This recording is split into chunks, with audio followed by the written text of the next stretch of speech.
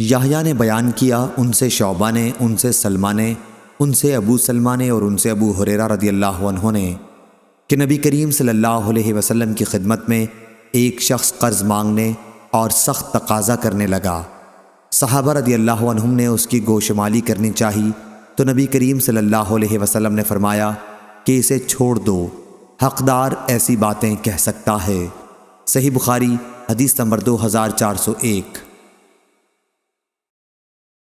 ابو بکر بن عبد الرحمن بن حارث بن ہشام نے خبر دی، انہوں نے ابو ہریرہ رضی اللہ عنہ سے سنا، آپ بیان کرتے تھے کہ رسول اللہ صلی اللہ علیہ وسلم نے فرمایا، یا یہ بیان کیا کہ میں نے رسول اللہ صلی اللہ علیہ وسلم کو یہ فرماتے سنا، جو شخص ہو بہو اپنا مال کسی شخص کے پاس پالے جبکہ وہ شخص دیوالیہ قرار دیا جا چکا ہو تو صاحب مال ہی اس کا دوسروں کے مقابلے میں زیادہ مستحق ہے۔ صحیح بخاری حدیث نمبر 2402۔ جابر بن عبداللہ رضی اللہ عنہ نے بیان کیا کہ ایک شخص نے اپنا ایک غلام اپنی موت کے ساتھ آزاد کرنے کے لیے کہا۔ نبی کریم صلی اللہ علیہ وسلم نے فرمایا کہ اس غلام کو مجھ سے کون خریدتا ہے؟ نعیم بن عبداللہ نے اسے خرید لیا اور آن حضرت صلی اللہ علیہ وسلم نے اس کی قیمت 800 درہم وصول کر کے اس کے مالک کو دے دی۔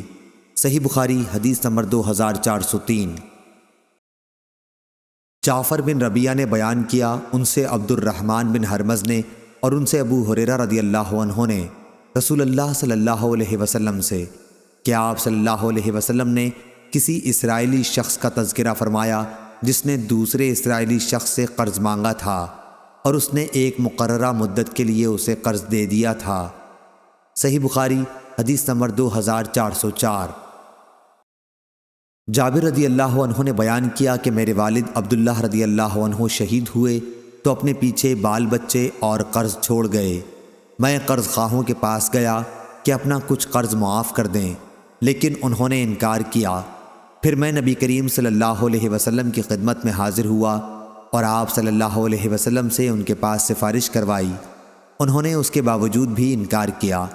آخر آپ صلی اللہ علیہ وسلم نے فرمایا کہ اپنے باغ کی تمام کھجور کی قسمیں الگ الگ کر لو، ازق بن زید الگ، لین الگ اور اجوا الگ، یہ سب عمدہ قسم کی کھجوروں کے نام ہیں، اور اس کے بعد قرض خواہوں کو بلاؤ اور میں بھی آؤں گا۔